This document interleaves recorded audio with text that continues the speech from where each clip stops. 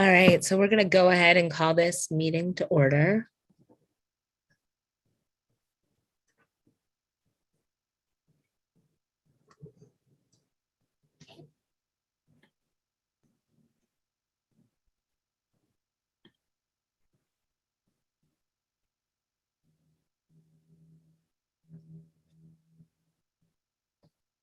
All right, Barb, we're going to go ahead and call the meeting to order, and we'll start with the reciting of our values. The recitation of our vision statement that every school will be a thriving school that prepares every student to graduate from high school, college, career, and community ready. Barb, do we have no public appearances this evening? We do not, but we did get some written statements and the summary is in the board doc. There were 10 written statements submitted, one in support of renaming James Madison Memorial High School to Darlene M. Hancock Memorial High School, one opposed to changing the name of James Madison Memorial High School, one family concerned about the in-person learning class size, one in support of the city of Madison needing to address its past by considering a name change in addition to the name change to the high school. One concerned about student safety at East High School, one in support of making COVID-19 vaccination mandatory for staff and volunteers, one in support of renaming James Madison Memorial High School to Val Phillips Memorial High School, one in support of renaming James Madison Memorial High School to Memorial High School, one concerned about why the Educational Support Employee Association members, ESEA, MTI, have not received their summer school stipends yet, and about a reaction to proposals for hazard pay for the 2021 school year and the summer pay rate. All right.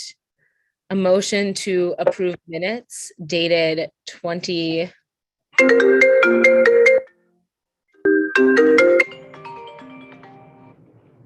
Sorry about that, y'all.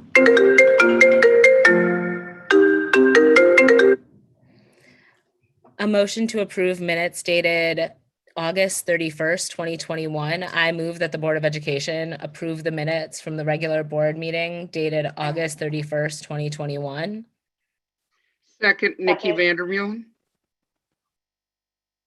All in favor? Aye. Aye.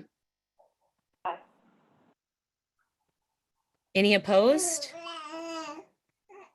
Oh, I'm sorry, Nama, your advisory vote? Aye, you're good. Motion carries. Board President's announcements, news from around the district.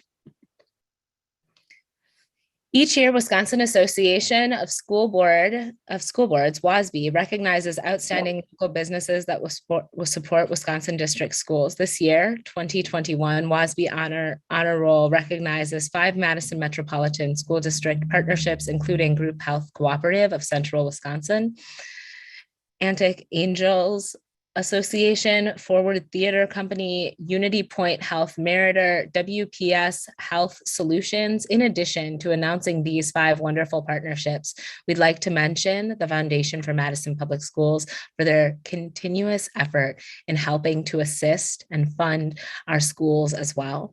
The Madison School Board also recognizes and greatly appreciates all 5 district partners and the Foundation for Madison Public Schools for their ongoing support and for our schools.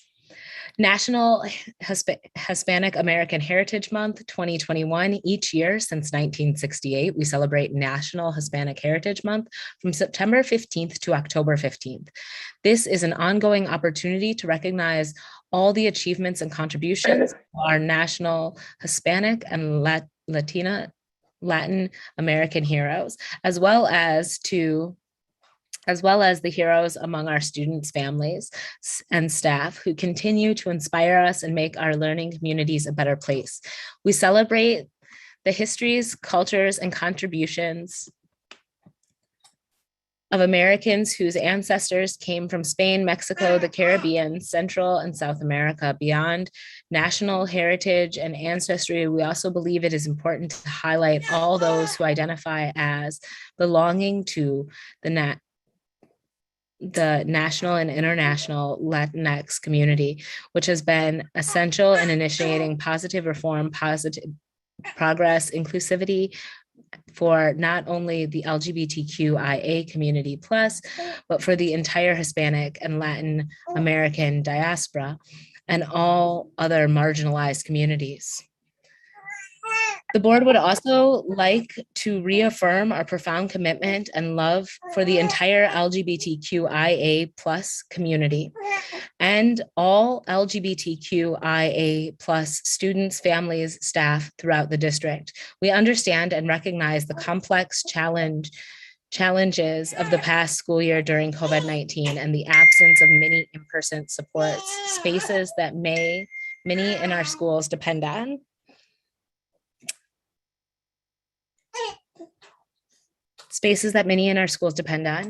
Now that the majority of scholars are back in-person learning, we have been and continue to work on building on all in-person and virtual support systems, spaces, environments, so that all LGBTQIA plus students, families feel safe, welcomed, and supported. The board sees, hears, loves, and cherishes each and every student, family member, and staff member in the MMSD community, and is committed to keep improving outcomes for the LGBTQIA community. I'm sorry about that, y'all. Got a little interrupter on my hands. Savian, do you mind taking us through the next portions of the agenda? Clearly, Frida is showing her support.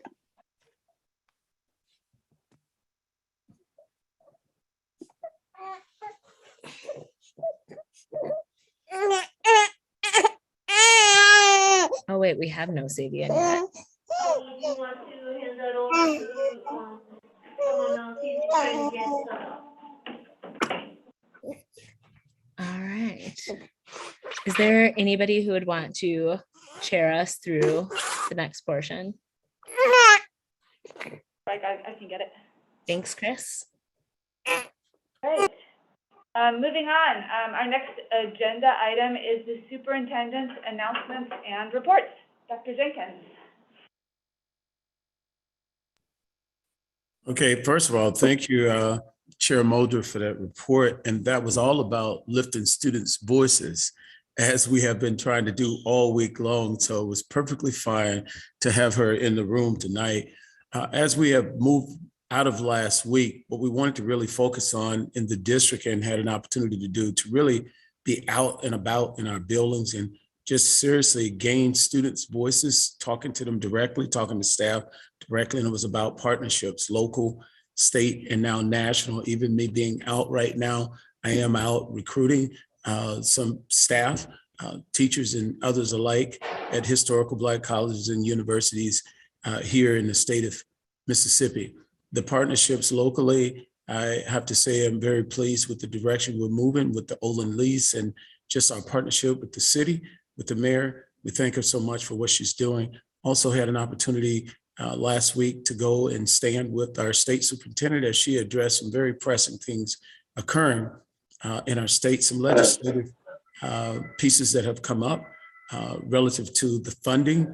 And she really spoke well about things, our needs in terms of in our school districts, public education, just in the state of Wisconsin. We're very proud of her. She also highlighted during her speech the need to support our students who are receiving special needs services really hard, and also just the whole issue of equity that she addressed within her speech. And I was there and very proud to say that she spoke well on behalf of public education. And I look forward in joining her as we have some bills that's on the table relative to education, anything from reading to there are some attacks against our students. And in Madison, I'm so proud to say that we represent all students. Chair Mulder led into it with our Hispanic heritage acknowledgement, but also our LGBTQIA students in terms of how we support here in Madison. When we say we support all, we support all.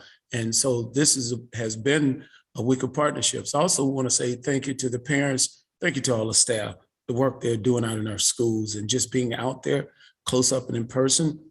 We are making some adjustments as we go. I want to remind everybody, we have come back to school in full, still in the midst of a pandemic. This is the first time that some of our children have seen one another in person for over 18 months now. And at our secondary schools, but all of our schools, we're trying to be very conscientious of how we are viewing our students and seeing our students as human beings. And situations have been occurring, no doubt, as we are all trying to recalibrate at our high schools and our middle schools and just elementary schools alike. So I just ask everyone, as a parent said to me when I was at Lindbergh on Friday, we all have to be patient with one another. We have kindergartners for the first time being in school. They didn't get a true pre-K experience. We have sixth graders in a middle school who did not get that opportunity to transition like we normally would have. We have ninth graders and 10th graders, ninth and 10th graders in high schools, and this is their first time. But being out and seeing how the staff's trying to adjust, I couldn't be prouder. And I do recognize the fact that a lot of staff are working very, very hard to try to make sure our students' social, emotional, and mental health needs are being taken care of as we're trying to do this in the midst of a pandemic. So thank you. Yeah.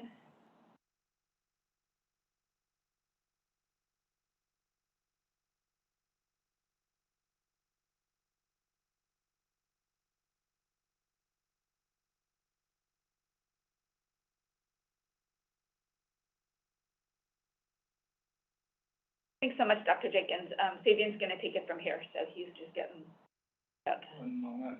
All right, and from there, we're going to go on to item 6.1. We're going to report on items that proceeded through the instruction work group. Board Member Pearson, can you help us out?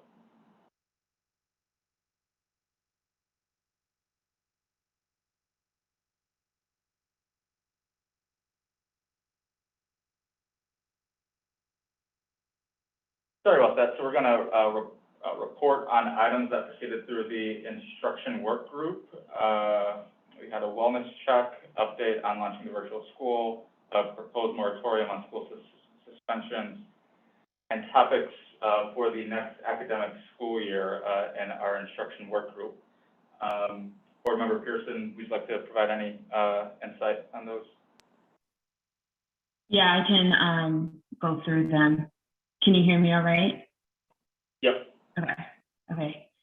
So in September, we already had our first meeting, and this coming month in October, we'll be focusing on early literacy and beyond status updates. Also special education, equity audits, and the think tank updates. Also, we'll be looking at policy, reporting child abuse and neglect, so 4222, and then the average age or the age of students 4013, and then the use of restraint and seclusion 4221. And then we have in November, still working that out, and then December, oh, it just popped up, okay. Updates on the academic plan and discussion recommendations from the superintendent, and then the state of the art.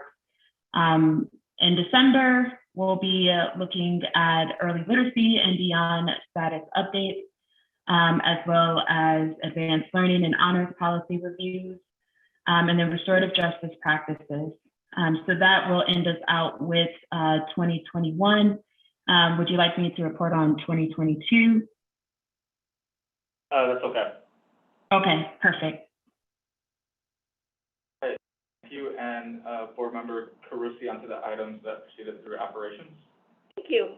We had a productive operations work group meeting last Monday. We began with an update on building projects in the district, including referendum-funded projects in our high schools, and also 41 other projects that we've been able to do in our other elementary and middle schools because of money being freed up in our regular maintenance budget. We then went into 2 agenda items, which we will be voting on in a minute. One is our cash flow borrowing, and the second is the vaccine mandate for MMSD employees. We concluded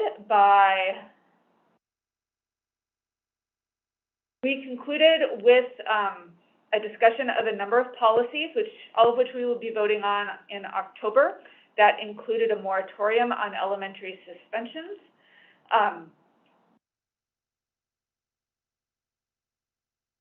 You guys see me? Yes. Okay. Yeah.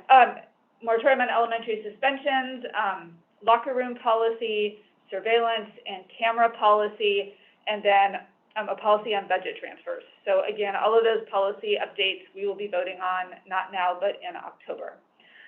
Next month, our primary agenda item is going to be the budget, as we will be voting on our final budget and tax levy at the end of October as required by state law.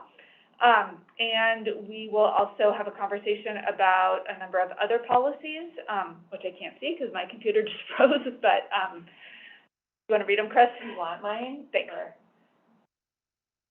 I don't have that.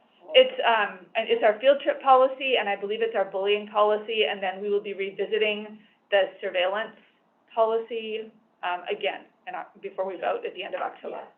Did I get it right, Barb? Yes. Thank you. That's it. Thank you. All right, thank you so much. Seeing that there were no items that proceeded through the instruction work group, we will move on to items that proceeded through the operations work group, starting with item 9.1, a resolution to authorize temporary borrowing in an amount not to exceed $50 million pursuant to section 67.12 subsection A1 of Wisconsin State statute. Are there any members of the administration that would like to give comment on this item? Sure, I can. Good evening, everybody. We did have a very productive morning for the bid of our TRAN for the GAT, but I wanted to point out a few highlights. The memo that has been updated for tonight's meeting indicates the result of our bids. We put the bid in this morning at 10 a.m. Our low bidder is Piper Sandler and Company, bidding 0.15% on all $50 million, which we're presenting to you tonight for approval. This is actually a wonderful outcome for us because we put this out to bid, not really truly knowing exactly where our interest was going to land, but 0.15% is probably the lowest interest cost we've ever seen in this district. It's less than 1%. Last year, our net interest cost was 0.22%. And 2 years ago in 2019, the net interest cost was 1.34%. This is an extremely wonderful outcome for us, and will cut down on our interest expense for this year's TRAN. Aside from that, we had 7 bidders. Piper Sandler was clearly the lowest.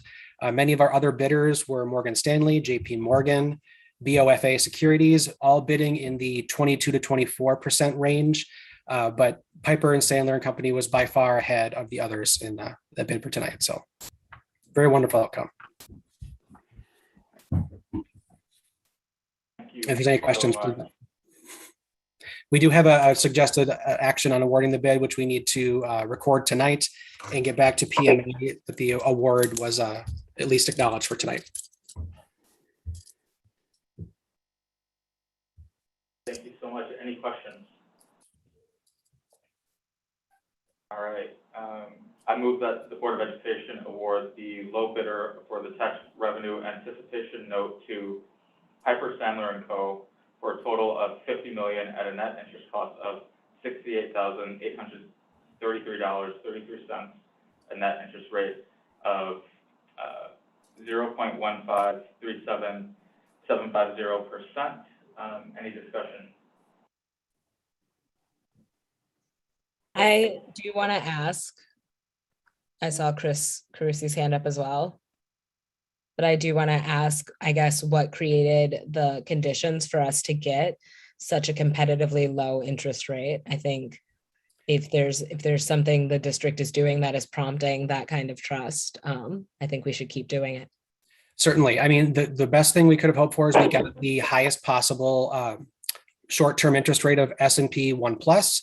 So it doesn't get much better. We were certainly anticipating a similar result to last year at that point, 22 to 23, 0.22% return.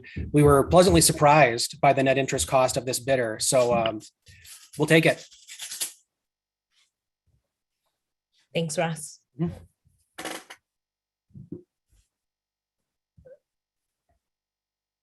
Natalie, did you have anything? You're on mute. Very quickly, because of the low interest rates of borrowing, so for example, MMSD, we have those $106 million of bonds. It's very irresponsible for us to keep that money just sitting in money market. So I work with PMA throughout the year to find investment options, and investing in cash flow borrowings is one of those options we regularly have. And I will tell you, it is very difficult to bid on those borrowings. It is cutthroat. So when these things get listed, the bidding started at 10, and we had our answer by 10:20 on who was buying our bonds. It's that fast. So the market is very tight. People are looking for anything to invest in. And sometimes we're on the lucky end. When I'm trying to buy, it's not always that lucky.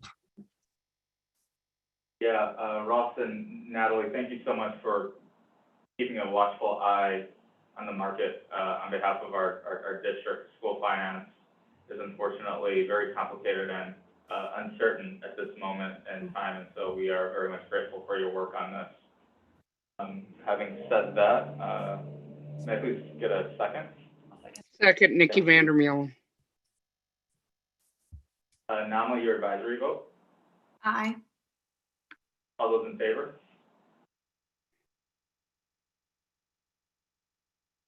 Vote.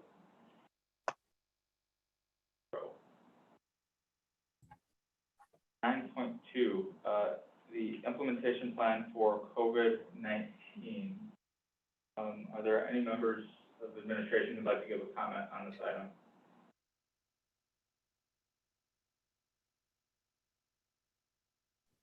All right, I move that. Go ahead. No, for any clarification of anything that we've already stated, or did you just want a statement on it? No, we're good. Okay, great.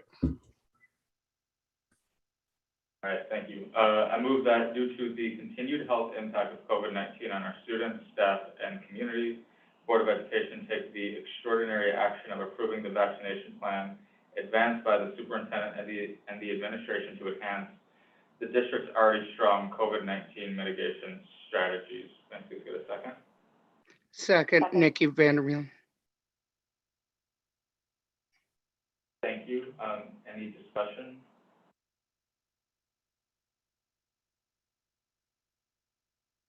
I do. Oh, go ahead. Yep.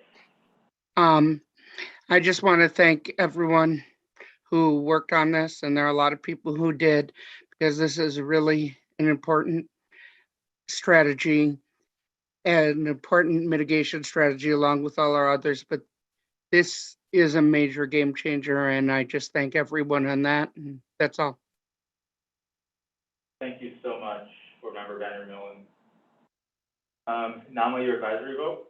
Oh, Chris, sorry, go ahead. Yes, thank you, Davian. I just wanted to highlight in the timeline and say thank you to our medical advisors who are going to be participating in a couple of Zoom sessions with staff just to answer questions about the vaccine, to try to make sure that all questions are answered and people feel confident in participating and getting the vaccine. Thank you so much, Board Member Gomez-Schmidt. And yeah, just to go further, yeah, thanks.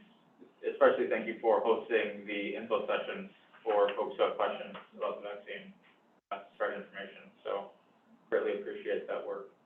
Can I ask one more question? Yep. I just had a question on the funding. It does say in the memo that there will be some funding required for probably implementing the the collection of data, and that it will be covered with ESSER funds.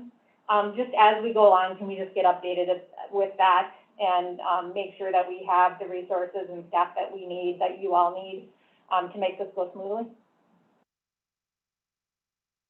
Thank you. Thank you. Board Member Percy? Thank you. Just a quick question. I'm curious when we anticipate having the website up and running for employees to submit their verification of vaccination. I know that the deadline is November 1st, but how much time will employees have to do that? We anticipate very early next week. We looked at a prototype this morning and are working on some of the back end data pieces that we want to make it's easy to build on the front end, but we want to make sure that it pulls the right information. So we are very close. Communication will go out to staff tomorrow that will reference that, but that will come later. Good question. Thank you for asking that question.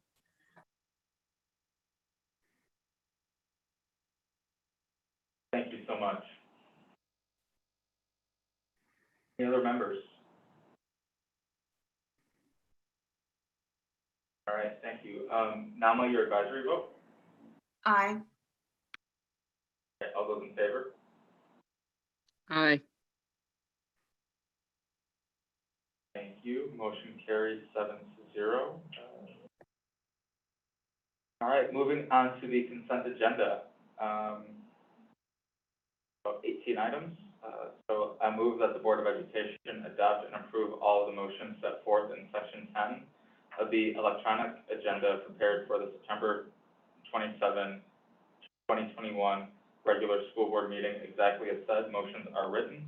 By voting affirmatively on this motion, a board member expresses his, for, or them affirmative vote on each of the motions consolidated hereby, subject to any express separations that have been made by any member of the school board. So any separations? Amanda? Or Board Member Marilli? Yeah, thank you so much, Vice President Savian. I would like to separate 10.6, 10.7, 10.8, 10.11, and 10.16. Let me know if you need me to repeat it. Got those loud and clear. Thank you. Thank you. Any other separations?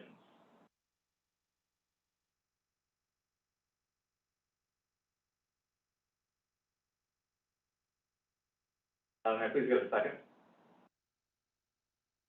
Main motion, primary motion.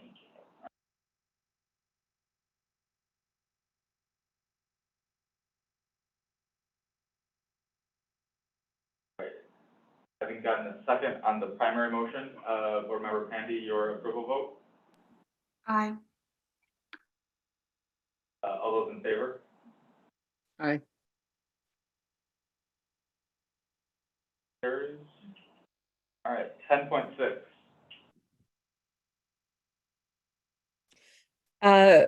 Thank you so much, Vice President Castro. I just wanted to share, I have a conflict with my work at the department with the circles of support. Thank you. Thank you so much. I move that the Board of Education approve entering into a contract for services with Natural Circles of Support to deliver the Circles of Support program at Badger Rock, Senate, and Toby Middle Schools, and Lowell Elementary School in an amount up to $60,000 to be funded from the Student, Staff, and Support operating budget, and $10,000 from the Family, Youth, and Community Engagement operating budget. May I please get a second? Second, Nikki Vandermolen. Vandermolen, any discussion? Board Member Pandy, your advisory vote? Aye. All those in favor?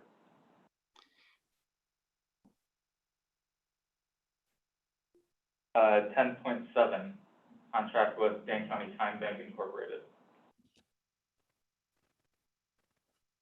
Thank you so much. The 10.7 and 10.8, I would love to hear from administration, how are we How are we coordinating the supports, the restorative justice supports with our partners? Thank you, Ananda. Our board member Morelli, I can take this one. My department currently oversees the MOUs and the contracts with the Time Bank and the YWCA. As many of you know, I'm returning to this role, having previously managed those partnerships several years ago. So we are in the process of rebuilding our relationship and our collaborative systems, working together with one another, really thinking about how we use our community partners in order to enhance and make more authentic and real the restorative justice work that is happening in our schools. We have a long way to go in a positive way, not in a deficit way, but just in a continuing to grow the partnership, to continue to find coherence and common ground on which we can collaborate and partner. I think I guess what I'm saying is we have an opportunity here to better bring our partners in with us to talk through the work that we're doing, our intended outcomes, and what we really hope for our children, and truly wrap around our schools in a different, more thoughtful way. All of that to say, we've got a great opportunity here, and our team really is committed to leaning in and having those conversations and working with our partners to support our schools differently and better. Thank you so much, Leah. Oh, go ahead, Dr. Jenkins, sorry. I was going to say that, Pastor Hart, if you want to lean into that, and then I could say something if it's needed. Thank you, Dr. Jenkins, and thank you, Dr. Esser. Dr. Esser is absolutely right that the work that's being done now, we really have the opportunity to work in a different way with our partners and empower those individuals that are employed and doing restorative justice work within the district. We have a lot of exciting things going on, and that we're in the plenary stage for the future works, and so I'm excited and elated to share that piece with you. Thank you so much, everyone, for sharing the opportunity. I am just one of the many community members and community activists that have been supporting and making sure that the district is being held accountable to a restorative justice approach to address climate, to address safety, to build community, and to support our students and our staff. And I'm looking forward to learn and to also help inform as this new administration is navigating the contracts and also the partnerships with our community partners. So thank you all so much. I want to make sure that this is elevated as a really important body of work, in particular as we're lifting up our anti-racist framework. Thank you. If I could just add, Board Member Morelli, we'll be prepared to share in a more robust fashion exactly what we're doing for the future and what Dr. Jenkins plans for the next fiscal year as it relates to restorative justice. I believe that's coming in December. But we've been meeting feverishly as a restorative justice committee under the auspices of the superintendent's office. And we have been involved with we just had some really good discussions in subcommittees. We've involved community members, youth. We've engaged with restorative justice leaders within the community, and we're certainly going to share all of the things that we intend to do and Dr. Jenkins intends to do. Thank you so much, Pastor Hart. I would love if we get anyone from the team could send us the membership lists of the committees and the subcommittees. Thank you again. That we're putting together an update, a memorandum for update, and that will be in Dr. Jenkins' weekly update in the next couple of weeks.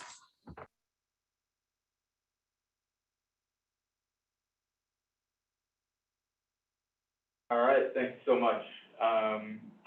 Board Member Pandy, I'm sorry, Board Member Gomez-Smith, you have a question? Yeah, I just,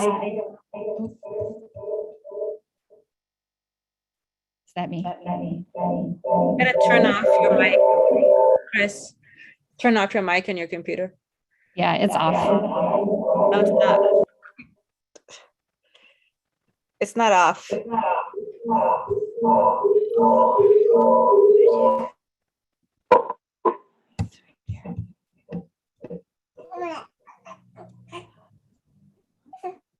Were you talking before? Chris, you've just got to mute on.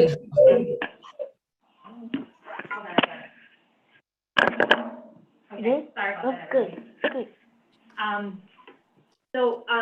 I just wanted to say how much I appreciate this model coming forward and really looking at, the memo explained that this is looking at really doing a culture shift within a school to do a whole school restorative justice approach.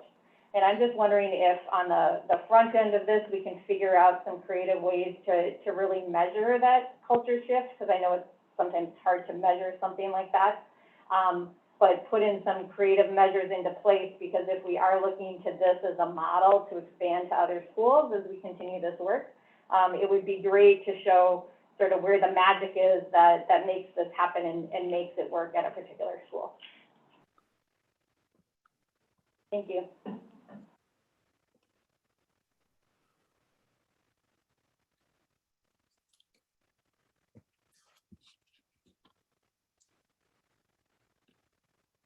All right, thank you so much. Board Member Pandy, your advisory vote? Aye.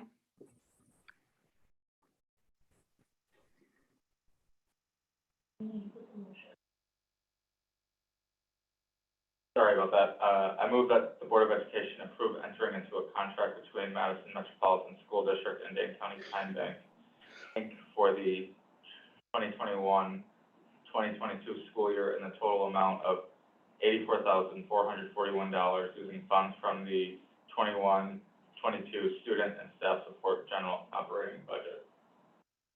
May I please get a second? Thank you, Board Member Vandermolen. Board Member Pandy, your advisory vote? Aye. Thank you. All those in favor?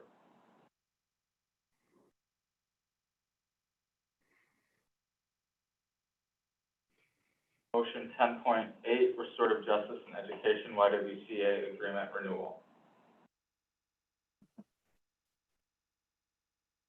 I move that the Board of Education approve the renewal of an agreement between Madison Metropolitan School District and the YWCA for the provision of restorative practices programming in the amount of $188,295 with funding from the 21-22 student, staff, and support general operating budget. May I please get a second? Second, Ananda. Thank you. Board Member Pandy, your advisory vote? Aye. All right, all those in favor? Aye. 0. And so on to 10.16, school-based mental. 10.11. Yeah, thank you so much, Vice President Castro. I was hoping that someone in the administration can share with us how this item and the support that's providing is improving our pipeline of teachers of color.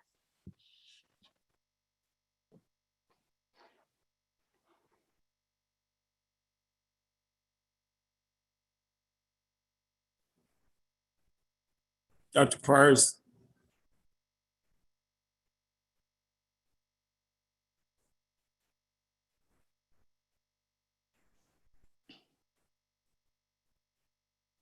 I apologize for that. And I do apologize. And the question again was? Thank you so much, Dr. Pryor. I'm hoping that on item 10.11, UW-Madison Academic Support Services Agreement, that you or someone from your staff can share with us how this agreement, how this support services is in alignment with supporting the pipeline of teachers of color.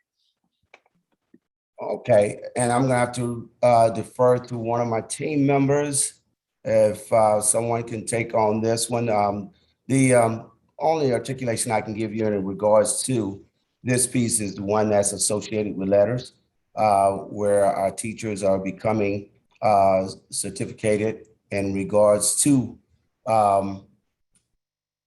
their literacy certification. But more specifically to this one, I am not aware of it. So if I have a team member who can respond to this, I would greatly appreciate it. It's professional development. Jorge can also assist with this a little bit broader than that, Dr. Pryor, but thank you though. Okay. Thank you, Dr. Pryor. Yes, and thank you, Board Member Murilli. So this is the work and partnership that we do with Mary Claire from UW as she partners with us here in the Madison Metropolitan School District. And I think that is a very fair question as I've been working and getting to know the ins and outs of the class action research, which is really a big part of engaging students from the university, engaging staff here in MMSD. That is something that as we look at all of what's being put in front of us is that we're using that lens of anti-racism, and we're also looking at the lens of how is it that we're also pushing into our pre-service programs and thinking about how are we recruiting students of color to be in those programs, and how are we also then taking our successes and thinking about how we bring that back and go out into the community and talk about how the opportunities that there is within education and teaching. And so I think it's a fair question. And I know it's something that we continue to dig into. That's the reality of it, right? I mean, when we talk about our pre-service teachers, when we talk about our pre-service programs at UW-Madison, for instance, those numbers, they're still similar to probably when I went through that program. So I think it's a fair question, and I will definitely continue to work with our team and continue to work with Mary Claire as we lift the class action research, which has been a very powerful tool here at MMSD. Thank you so much, Jorge, for that. I'm not sure what to make out of your answer in regards to my very specific question around how is it supporting Black and Brown teachers? And if part of the answer is no, we don't have Black and Brown pre-service teachers in this program, and none of them are going to benefit because they're not they are not in this program, or this professor is not, that's not part of the outreach or whatever it is. And what we're doing is making sure that the white educators are exposed to anti-racist frameworks. I understand that part. And what does it look like for us to align our policies, our program, and in particular our investment around supporting Black and Brown educators? I think that is not just a sentiment. It is like what I wanted to know, if this $50,000 is going to Black and Brown teachers, or is it going to white teachers to have greater access to anti-racist frameworks? And I can sum that up for you, Ms. Board Member Morelli. It's more or less at this particular point, because the lack thereof involvement in Black and Brown in that program, it is serving as an anti-racist strategy of ensuring and giving the PD to those individuals who are there. And I had a conversation with Dean Hess about some of this too, with the pre-service program at UW. And right now, the numbers are extremely low. Even me being on a recruitment trip, now we know that we have to do a grow your own in our district in terms of encouraging our students to go on into education. But the programs there, I'm working with her too, encouraging that they're also recruiting more individuals of color. So at this point, it's serving more as a strategy, continued strategy, not a new strategy, a continued strategy to push some of the work so that our teachers can be culturally competent as we move forward. Thank you so much, Dr. Jenkins and Board Member Marilli and Dr.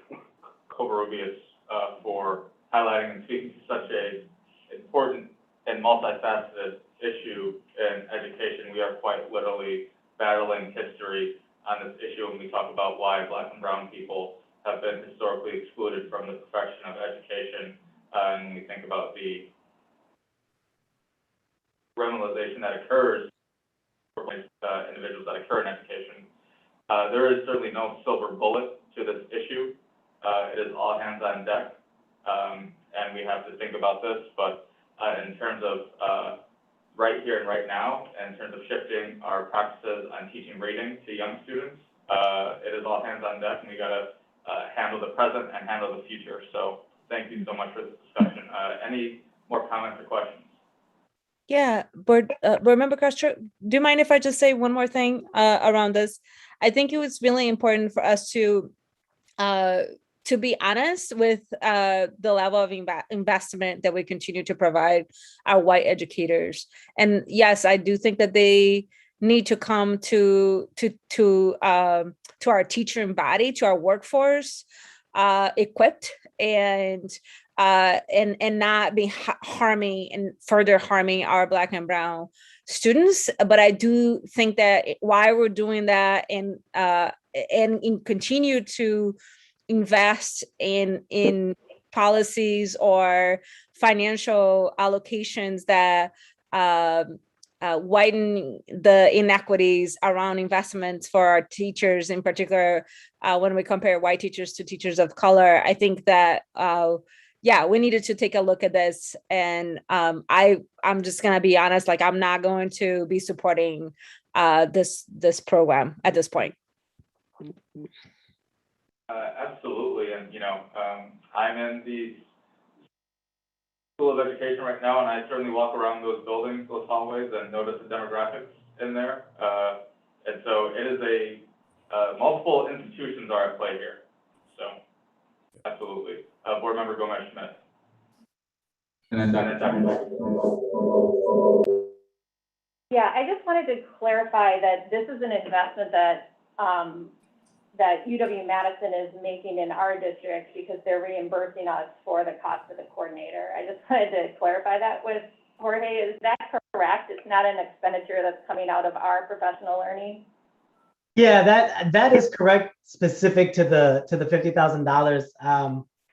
So you're correct with what this is, but I think and at the same time, I will say it is an important conversation as we think about moving forward with anything that we have, where we have partnerships or programs. I think it's important for us to take all of what Board Member Morelli has said into account. But this is a part of the reimbursement for that position. Yes. Yeah, I think that is important. And I guess given that this is a previous year fiscal expenditure and a program that has gone on for a while, maybe it would help us to take a look at what the effect has been of this program over the years to help us align where we're going with it in the future. Is that possible, like to get an update or to get a report on what it has done in the past and what we're aiming for this coming year? Yeah, I can definitely work with our team and get something to the board. Thank you. Thank you, and Dr. Jenkins. Yeah, I just wanted to say this is a great discussion, and it's a yes and. They are paying for or investing, let me say, in the coordinator position, but we still give up whether or not we're going to choose to put our energies in something that's going to truly benefit us. And I think what Board Member Morelli was highlighting is a part of a discussion too that I have with UW, and I think Dean Hess is very aware of the work, the additional investments that need to be there. But it's perfectly fine for us to interrogate anything that comes to the table to see if it's really getting a return on investment that we need to get. And I do believe, one, we have to continue to invest. The majority of our staffing is too white, and not even just being white doesn't mean that they can't be an anti-racist on that journey, but we have to invest in them. But also the other part of it, the reality and everything support, we need to increase the number of Black and brown in our educational field, and how much and what are those things that we really need to do. And every time something comes up to increase the participation of Black and brown, I think we need to be there and very supportive of trying to get that done too as well. So we're working with UW to make it a collaboration and not just a vendorship. We're not in business to keep everybody else's business going as ours began to just falter. Thank you.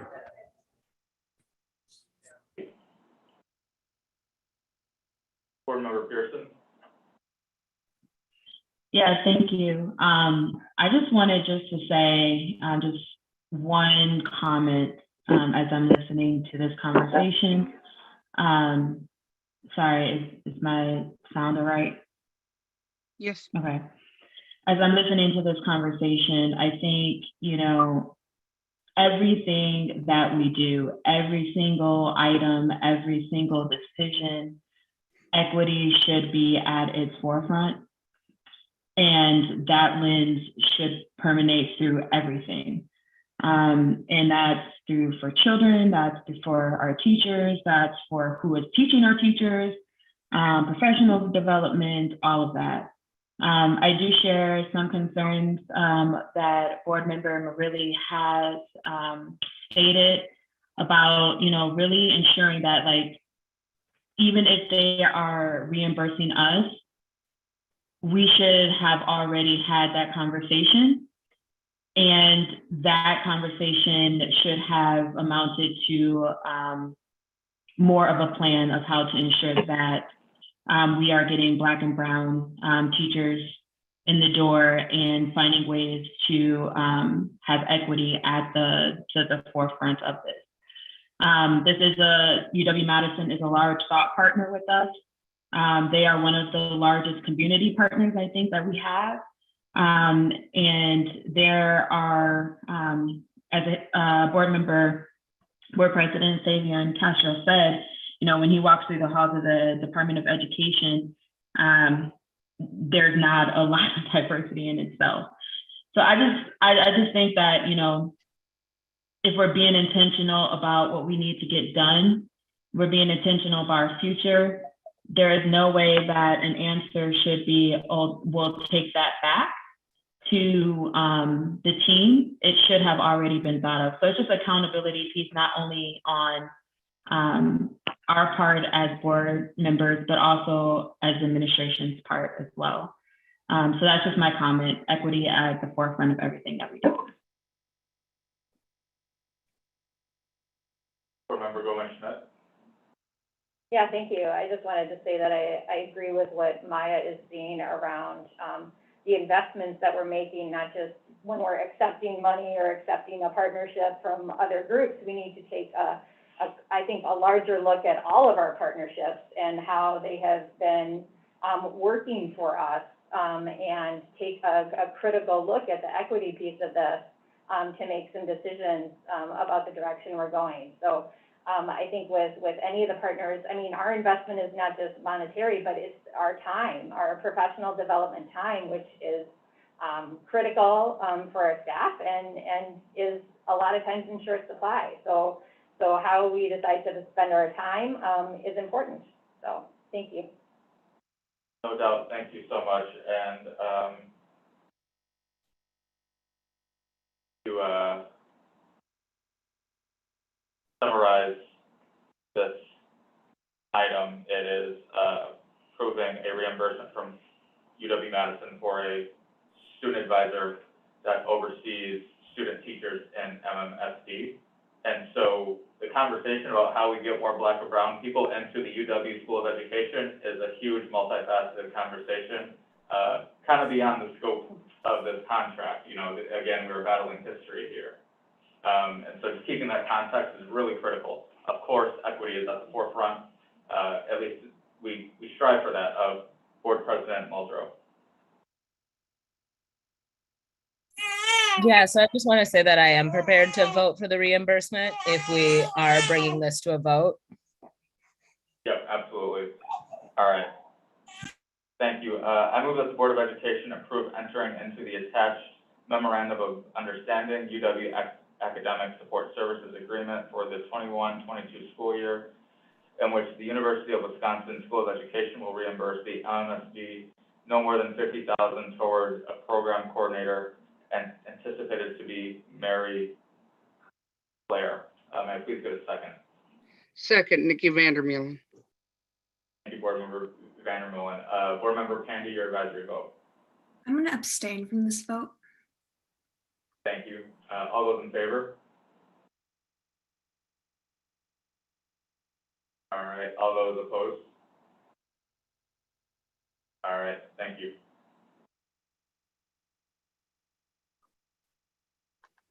All right. 10.16. School-based mental health grant from the Wisconsin Department of Public Instruction. Thank you so much, Vice President Castro. I'm abstaining from this due to a conflict with my employer. Thank you so much. I move that the Board of Education accept a school-based mental health grant from the Wisconsin Department of Public Instruction in the amount of $150,000 for the period of July 1, 21 through June 30, 23, $75,000 each year for 2 years to support REST, formerly known as CBIS Middle School, and the pilot of the Heart Group through Journey Mental Health. Second, Ali Muldrow. So much. Board Member Pandy, your advisory vote. Aye. Thank you. All those in favor? Aye. 7-0. Oh, 6-0. Yep, 6-0, sorry.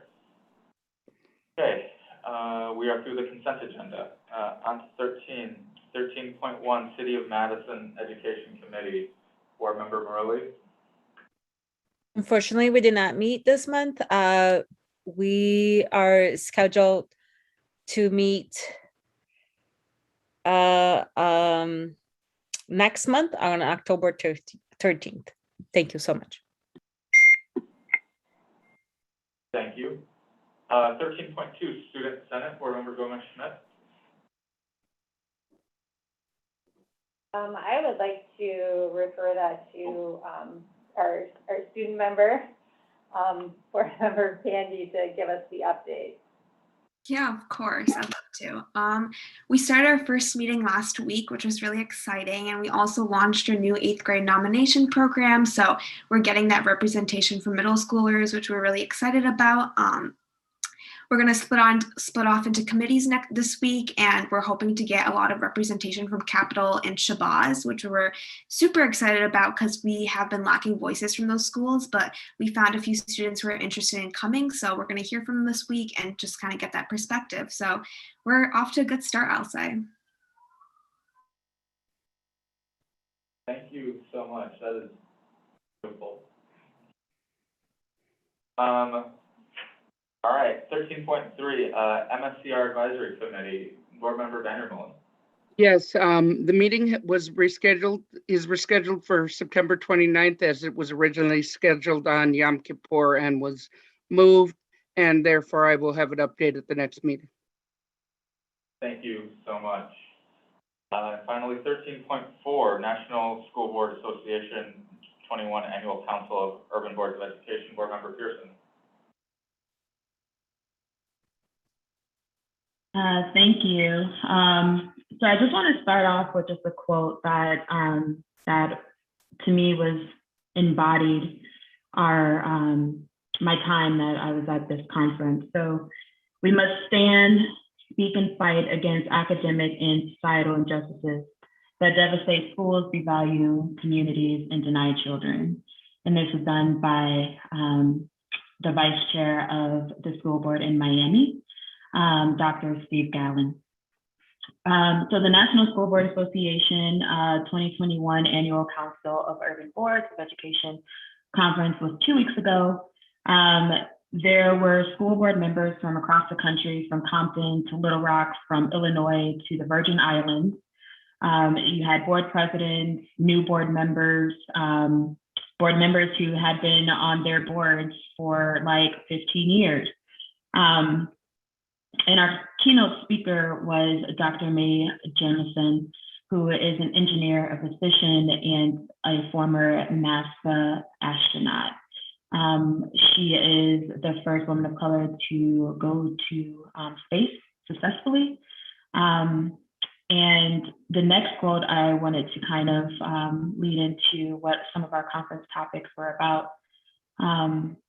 Equity should be embodied in everything that we do. And I found that this was super important as I was going through some of the breakout rooms. And that quote is by Valerie Wilson, who is the executive director of the Georgia School Board Association.